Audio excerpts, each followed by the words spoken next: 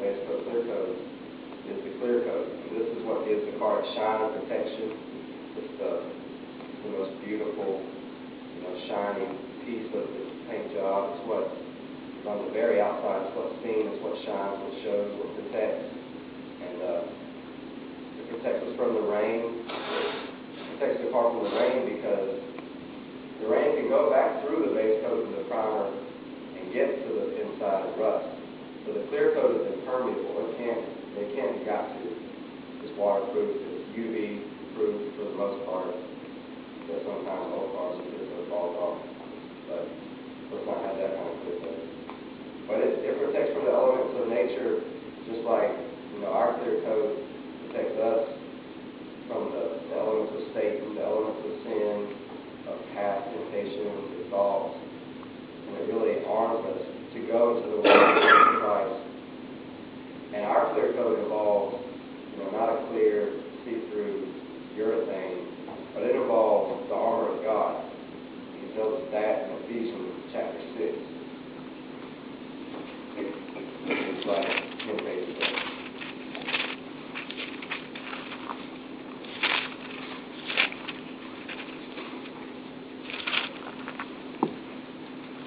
Ephesians chapter 6, verse 10 says,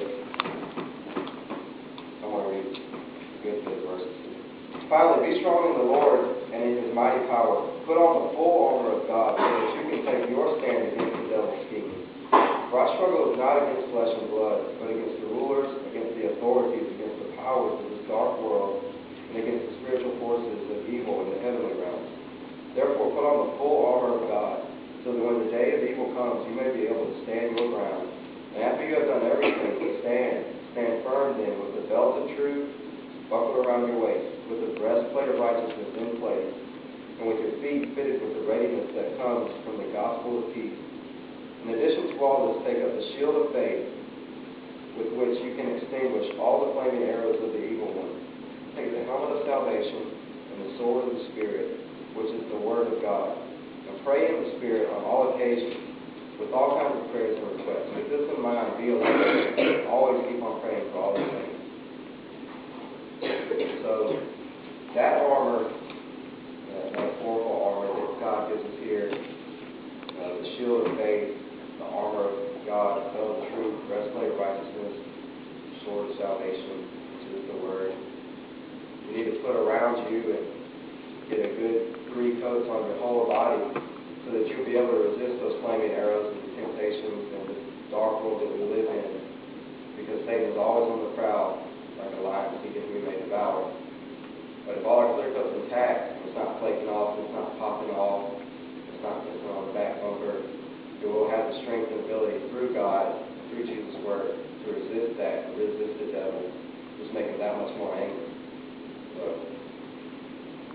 your life will all come upon many hardships, collisions, head-on wrecks with 18-wheelers, but unlike an automobile, as Christians, we can always be redeemed and restored to showroom condition in the eyes of the Lord through the work of Jesus Christ. Because there's no wreck that He cannot fix, there's no life that He cannot make straight, there's no frame that He can't straighten. He can always fix it. He's probably the best body man in the world if He was here right now. He can fix any kind of Corvette. So those moments are real picky. You got one great thing in the paint job, you have to do it again.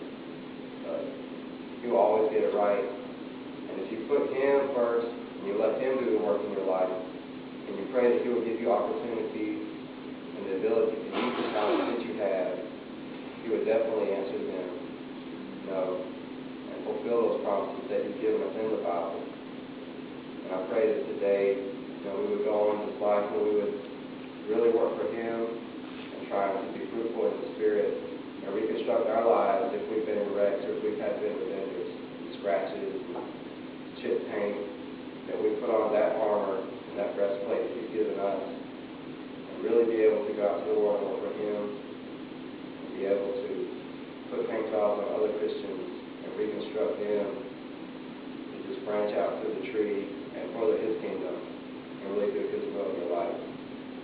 And I'll leave you with the quote of C.S. Eliot that says, "He is no fool who gives up what he cannot keep to gain what he cannot lose." And that's the main objective here, is to live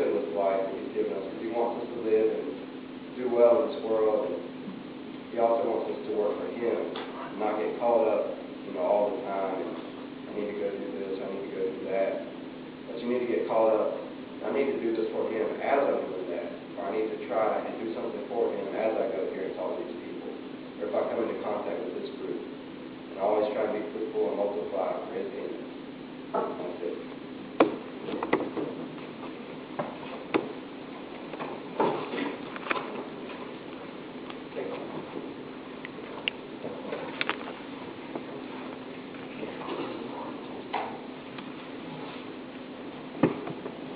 Our final hymn today will come from